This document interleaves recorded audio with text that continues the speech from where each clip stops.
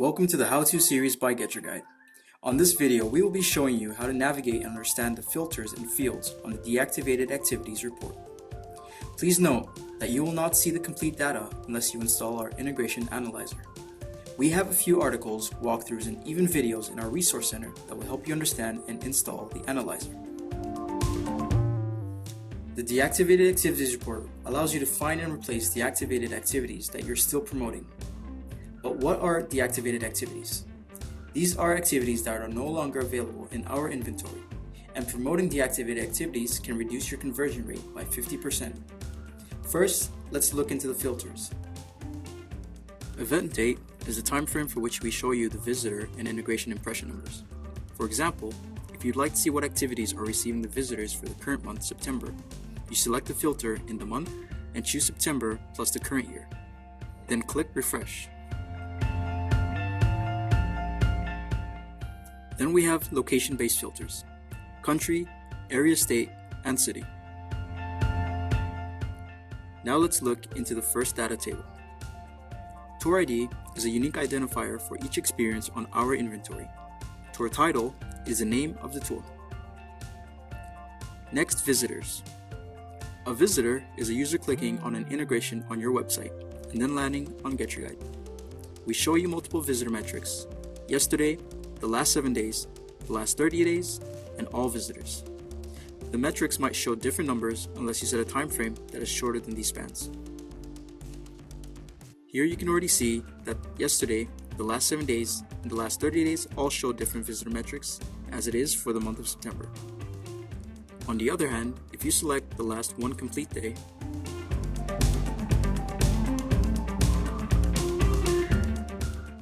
you will get the same data on all visitor metrics as they all covered yesterday.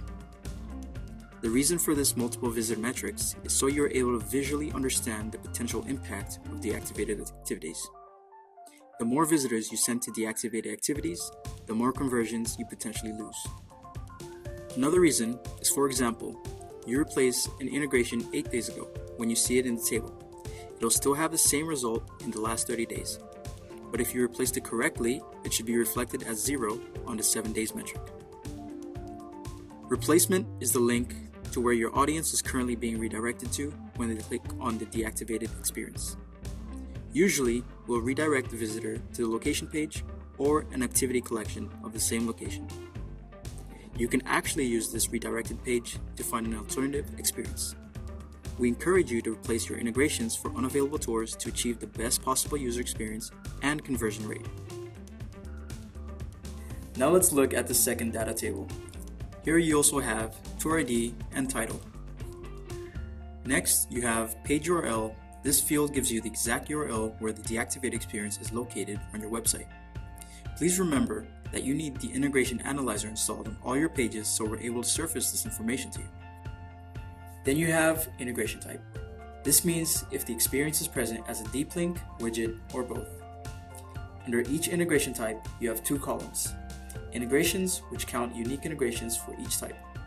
Please note that a unique integration is only counted once, even if you use it multiple times. So, if you use the same integration on 200 pages on your website, the integration will still be counted as one integration, not 200. As well as impressions, which is also how many times an integration was seen by users on your pages. And finally, you also have the replacement field here. Now let's look at some frequently asked questions. Why do I see deactivated activities with 0 visitors in the list? If you see activities where all visitor metrics are 0, it means there are no visitors from these tours in the select filter event date. But there have been impressions.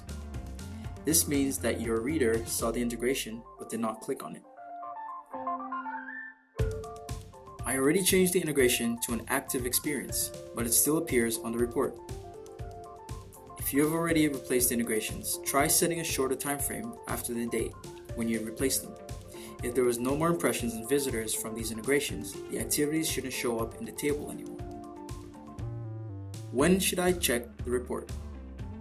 We recommend checking the report at least once per month to stay up to date with your integration health.